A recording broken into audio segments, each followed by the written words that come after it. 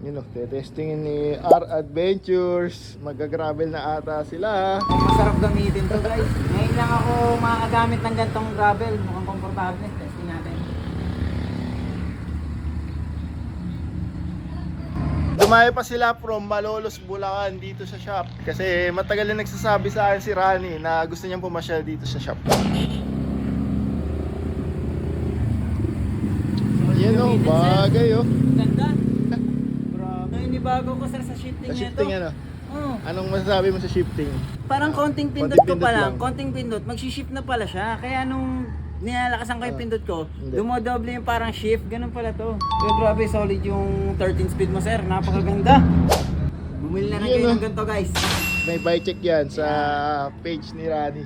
Pagka na-edit natin. Yun no, sa mga followers ng R Adventures. Ang piso lang isa dito sa Minop Cyclery. Yan, may sticker dito, pwede kayong kumuha. Pero dapat na ano kayo, like and subscribe. Dapat parehas, pati kay Anli Ahon, tsaka kay Tagalog Racing. You know? Hindi nag-upload.